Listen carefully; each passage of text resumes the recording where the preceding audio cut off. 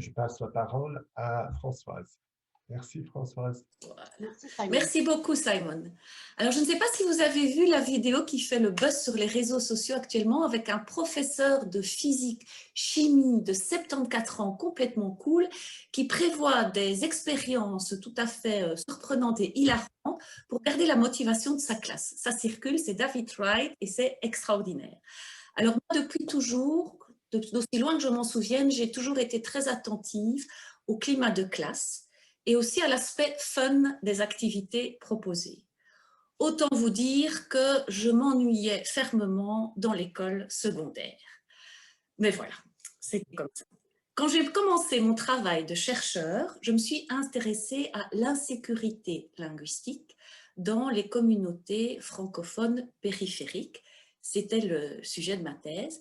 Et donc, cette question de l'anxiété langagère lorsqu'on prend la parole m'a toujours interpellée et est encore au cœur de mon travail actuellement avec les étudiants, puisque je suis professeure de français langue étrangère.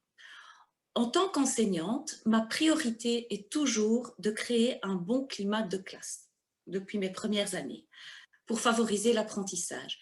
Et ma volonté est également d'avoir du plaisir quand je donne cours et que cela se sente, que cela percole un petit peu. C'est ce que dit ce fameux professeur. Il dit qu'il est convaincu que s'il s'amuse pendant ses cours, ses élèves prendront plus de plaisir à l'écouter. Un moment décisif a été cette fameuse rencontre à Chypre en 2011, où j'ai présenté avec une collègue professeure d'anglais une expérience menée auprès de pairs d'étudiants, un anglophone qui apprenait le français langue étrangère, un francophone qui apprenait l'anglais langue étrangère. Et cette paire d'étudiants était confrontée à des documents culturellement marqués et on leur a demandé leur réaction par rapport à ces documents, soit qui étaient proposés, soit que eux amenaient. Et c'est là que j'ai découvert deux choses. La première, c'est que les visions du monde et les modes d'expression des émotions varient d'une langue culture à l'autre. Et la deuxième, c'est que les émotions peuvent être décrites sans être nécessairement lexicalisées. Alors, en quoi ce métier est-il connecté aux émotions? Eh bien, comme je le dis au début de chaque conférence émotissage, l'émotion est partout. En nous, autour de nous, entre nous, dans la relation, on vit avec. Et par quelle entrée disciplinaire est-ce que j'aborde les émotions? Pour moi, c'est la didactique des langues cultures pour la formation.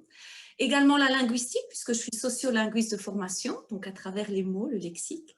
Et alors, une discipline que j'ai découverte il y a quelques années et que j'aime beaucoup parce qu'elle fait appel au corps, c'est tout ce qui est lié à l'art et au théâtre. Je ne suis pas spécialiste, mais je sais que le corps est super important, y compris à distance. Mais c'est une autre problématique. Et donc, deux éléments ont déclenché cette conscience des émotions dans mon contexte professionnel. L'omniprésence des émotions qui circulent dans la classe entre enseignants, étudiants, langue et culture, et la nécessité d'adopter une approche interculturelle pour décoder la diversité des modes d'expression des émotions d'une langue culture à l'autre. Il est fini. Merci Françoise.